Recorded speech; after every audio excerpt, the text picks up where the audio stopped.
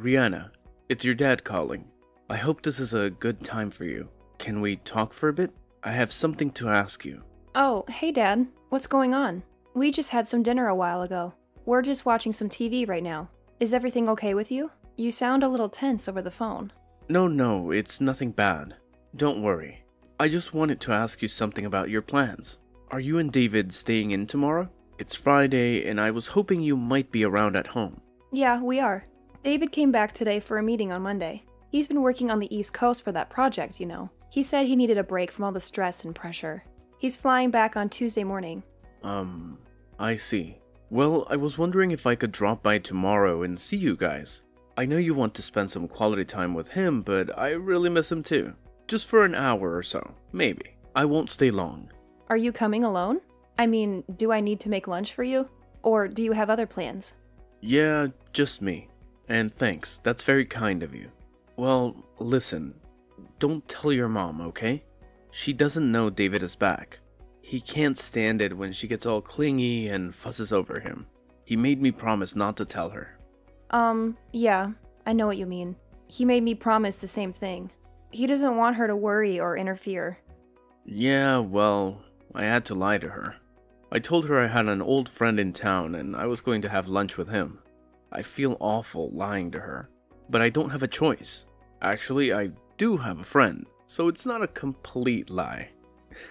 You get me? Oh, okay. That's good. I'll talk to David later and make sure we're on the same page, just in case. You never know when she might call or show up. Yeah, good idea. Better safe than sorry, right? Okay, so I'll meet my friend in the morning and then I'll head over to your place. How about 1 p.m.? Is that good for you guys? Yeah, sure. That works for us. I'll have lunch ready for you.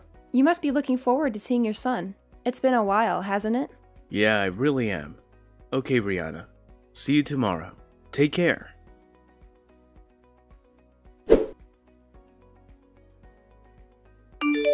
Hello? Rihanna, are you there? Pick up the phone, would you, please? I have something important to tell you. I want you to clean the house tomorrow, and I won't take no for an answer. So, what I want you to do is take the day off from work and drive over here at noon or so. Please start with the living room. It needs a good vacuuming. It's so dusty and dirty. Excuse me? This is all kind of sudden, isn't it? You can't just call me out of the blue and ask me to do that. I already have plans for tomorrow. I said, no excuses. You have your car, right? You can drive here easily. Pick up some floor cleaners on your way here, would you? We're out of it. After you're done cleaning, I need you to go out and do some grocery shopping for me. I have to replenish some big item stuff, a case of bottled water and a case of canned soup. I've got a whole list here, and you know I have a bad back. So help me out here, would you? It's not too much to ask. I'm sorry, but I just can't make it tomorrow. I already made an important appointment. I really can't change it. It's something I've been looking forward to for a long time. What did I just say? I said I will not take no for an answer. Besides, what's more important than helping your husband's mother when she's in trouble? You better get your priorities straight, Rihanna. You should be more respectful and grateful to me. Well, my priority tomorrow is that I have an important schedule that I cannot change, no matter what. I'm afraid you're going to have to take that no for an answer. End of story. But I'm willing to help you out on another day. Maybe next week or something. But as for tomorrow, it's not going to happen. I'm really sorry about that. I'm just asking you to do a little cleaning and shopping for me, for Pete's sake. That's the least you can do for your mother. You know, I can't do it myself. I'm old and frail. You should be more caring and helpful. Mom, where do you think I live? You're at least an hour and a half drive away. I can't just pop over there and do the cleaning and shopping and pop back home again. It would take the entire day. And I have other things to do. You can't expect me to drop everything and come running to you. Am I hearing you right? What's an hour and a half drive anyway? That's nothing. You're just lazy and selfish. You know what people call women like you? They call people like you foot draggers. A lazy bum is what you are. I just cannot understand why David even married you. How can you act this way towards your mother-in-law? You should be ashamed of yourself. No matter what you say, I am not changing my schedule, and that's that. No further discussion required. Goodbye. I'm hanging up now. Don't call me again until you calm down.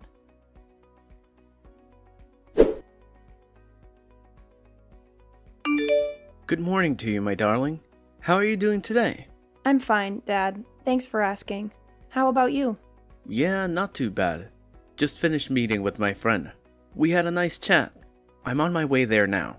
I should get there in about 20 minutes if the traffic is not too bad. No change of plans, I hope. You're still expecting me, right? No changes, Dad. Don't worry. We're looking forward to seeing you. Just be careful driving over here. The traffic seems a bit heavy today. There might be some delays. No need to pick up anything on the way. We're all set for lunch. I've prepared something special for you.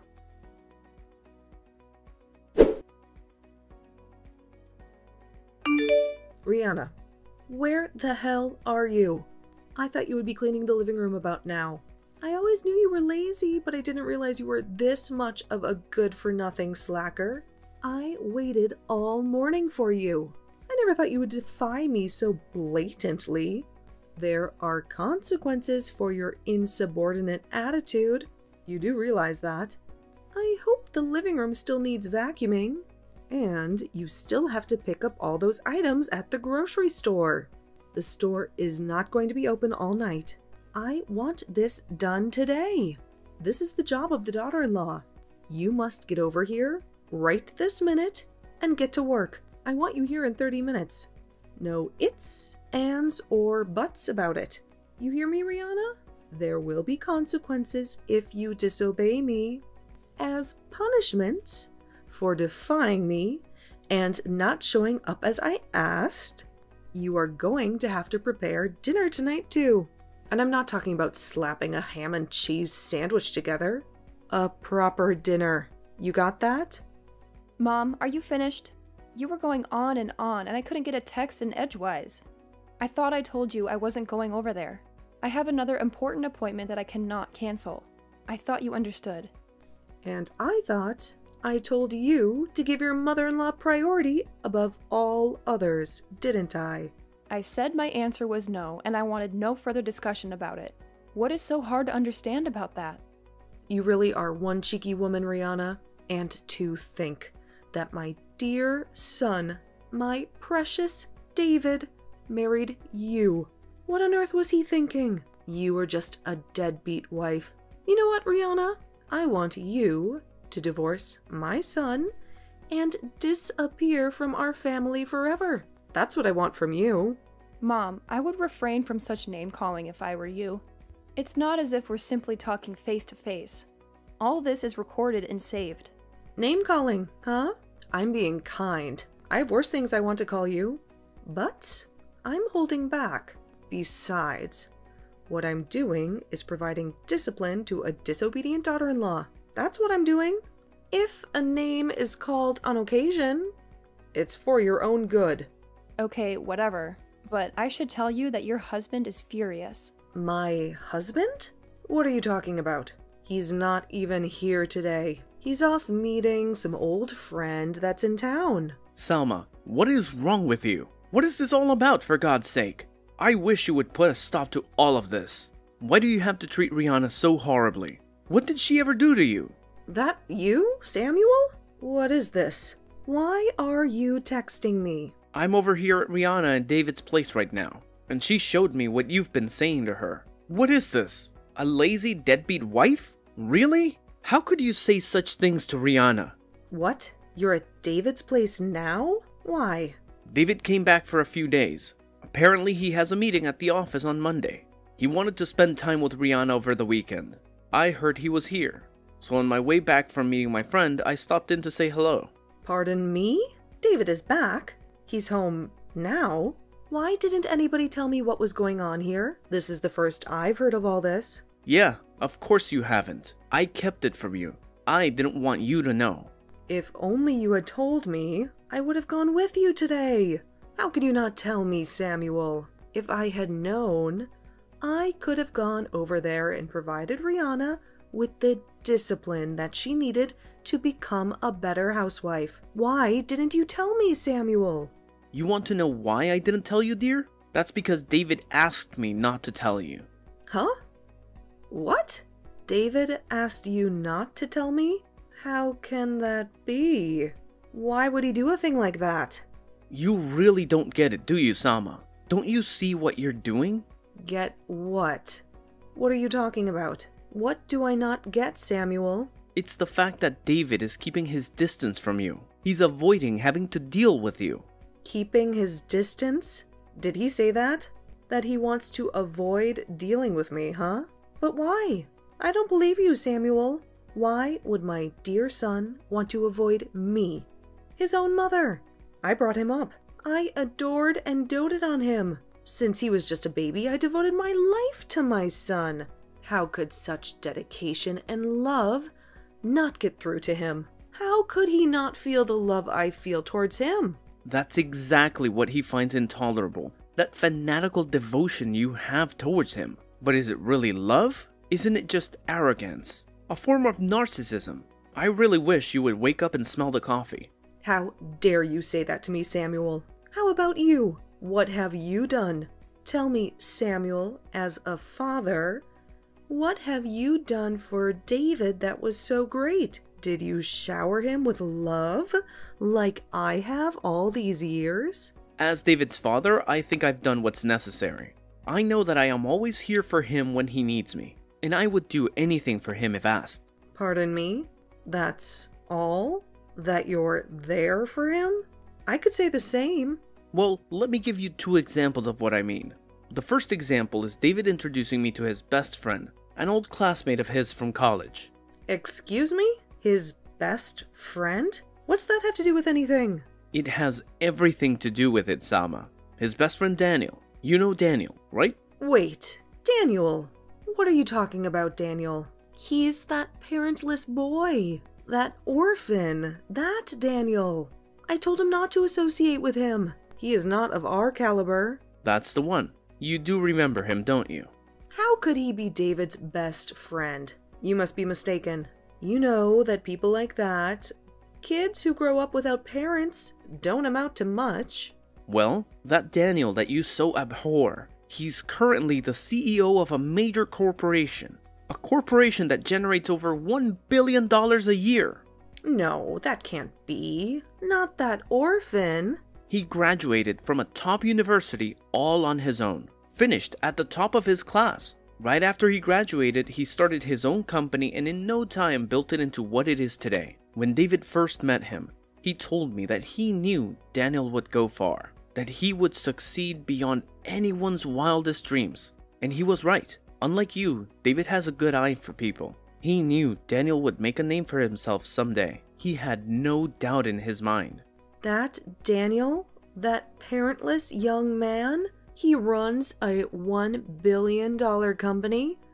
And he's the CEO of this company? Are you serious? In the second example, this concerns Rihanna, David's wife and your daughter-in-law. David introduced me to her 2 years before they even got married. He told me that he was in love with her and was seriously thinking about marrying her. He introduced you 2 years before they got married? That's right. At the time, he told me he was going to introduce you to Rihanna right before getting married. As I recall, it was like 2 or 3 months before, wasn't it? He was sure you'd kick up a fuss and would totally reject the marriage outright. Is that why he rejected the nice woman that I was going to introduce to him back then? It was because he was already going out with Rihanna? He was already planning to marry her? Is that what you're saying? That's exactly what I'm saying. And who was this woman you were going to introduce him to anyways? You know her too. It's Sandy from when he was in high school. You remember her. Wait a second. Salma, that's Sandy? Are you out of your mind? Why are you so shocked? I worked with her at the mall. She's so nice, very energetic and friendly. She would have been perfect for David. Did you know that their father is a company president? Sandy is much more suited for David than Rihanna. Wasn't her father just some company clerk or something? I never really asked her. You're forgetting one thing, Salma. I heard that this Sandy has 3 kids and she's not even married, for God's sakes. On top of that, they aren't even sure who the father is. And you wanted David to marry this girl? But, pardon me, where did you hear that? Not only does she have 3 kids, she's been divorced twice. I heard that her parents are so fed up that they're not even talking anymore. Is that true? You're not making that up, are you? I had no idea. Everybody knows everybody around the area. Where have you been? I'm surprised one of your lady friends wasn't gossiping about it. Your discriminatory views are apparent, Sama. You only look at things superficially. How could you say that? Are you saying that I'm prejudiced? That was not my intention. I'm so glad that David has an eye for people. He knows good people when he sees them. If we had left it up to you to decide who David should marry, I'm sure he would have suffered the consequences. I'm glad he defied you and made his own decisions. His life would have been very different. I thought only of his happiness, and I supposed it was the best for him. That's all. We really got off track, haven't we? I suspected that you probably had ill will towards Rihanna and probably called her a name or two, but this? Are you serious, Sama? How could you call her such despicable names? Like I was saying, this was merely part of disciplining her. She'll never be a good housewife if she's not taught proper manners. A lazy deadbeat wife is going a little too far, isn't it? You come off as a hateful bully is all. David is standing right here next to me. He's in total agreement. You've gone too far, Salma. No, this can't be. David wouldn't feel that way toward me. I'm going to head home pretty soon. You will be home, I hope. We need to sit down and talk, Sama. We need to discuss our future. Discuss our future? What are you talking about? 10 years ago, I was forced to accept defeat because of your reaction, your total hysteria. But this time I've had it. There are just too many complications involved this time. I cannot ignore it any longer. Unlike 10 years ago, my mind is set. There is no one who is going to change my mind. You can become enraged all you want. My decision is final. Huh? What do you mean, final? Are you serious, Samuel?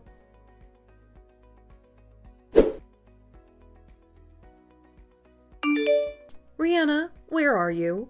Where did you disappear to, for Pete's sake? I want you to reply right this second. This is an emergency. Where have you gone? Why are you not answering me? Hello, Mother. What can I do for you? You seem kind of upset. Is something wrong? Did something happen? There's nobody here. Where have you disappeared to?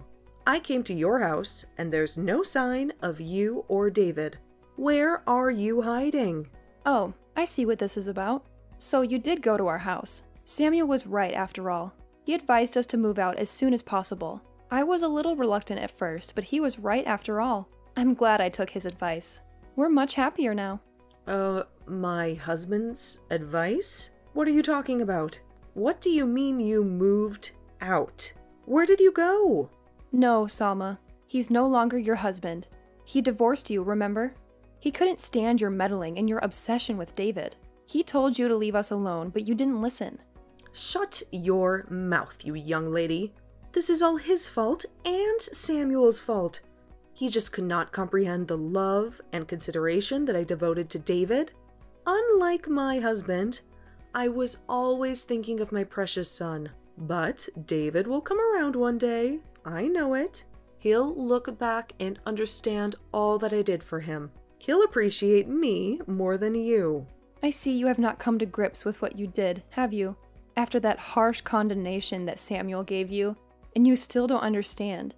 What more do we have to do to make you see? You drove David away with your constant interference and your unreasonable demands. You made him miserable and unhappy. What do you mean? You've no right to lecture me. You've only been with David for 3 or 4 years. I brought him into this world and raised him to be the man that he is.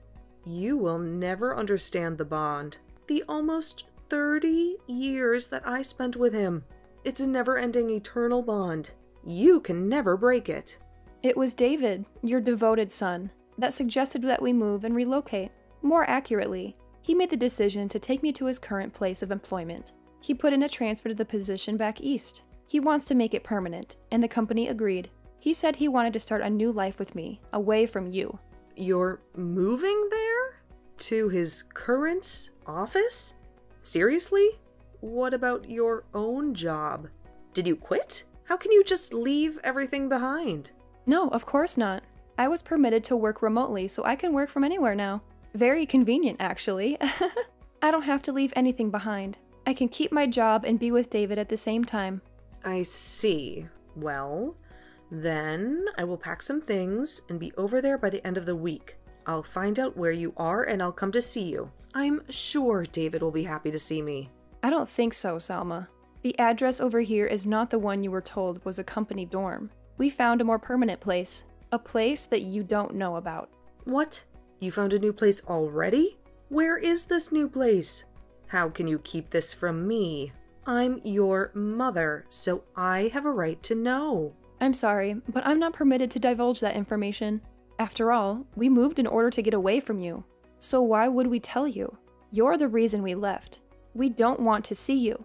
You're lying to pull David and me apart. You want to ruin our relationship and take him away from me, right? All I'm doing is obeying David's requests. As his wife, I have to obey his every command, right? Isn't that what you always told me? That I should do whatever he says and make him happy? Well, that's what I'm doing. He says he doesn't want to see you and he wants to cut you off. I can't believe that David would never do that. You're lying to me. David will tell me. I'm sure of it. He loves me, so he'll call me and tell me where it is. Okay, whatever. Think how you like. I really don't care if you believe me or not, to be honest. But if you continue to disregard David's feelings, if you continue to deny reality, I'm afraid you'll never see your son again. He's done with you. He's moved on, and so have I. Pardon me? Not see my David ever again? How dare you say that to me? There is nothing further for me to say to you. So maybe we can cut it short. What do you say? Goodbye. I'm hanging up now. Don't call me again until you change your attitude. Wait. Don't cut me off. What do you mean? I won't ever see my son again? Don't you dare cut me off. You'll regret this, Rihanna. You'll pay for this.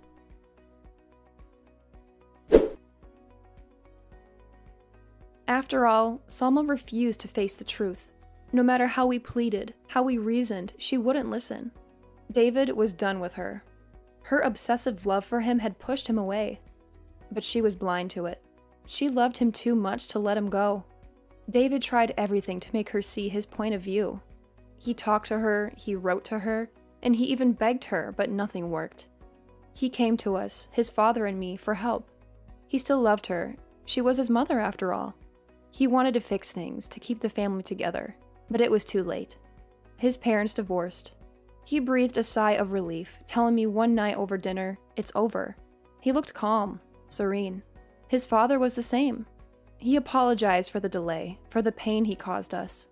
He wished he had left her sooner. Maybe then things would have been different. Maybe then I wouldn't have suffered so much. And what about Salma? Well, I heard a rumor, and don't take it too seriously. But it seems she found a new toy, a young man who resembles David. She spent all her money on him, the money she got from the divorce. She ignored all the warnings, all the advice. She threw away everything for him. That's how she is, stubborn and reckless. She never knows when to stop.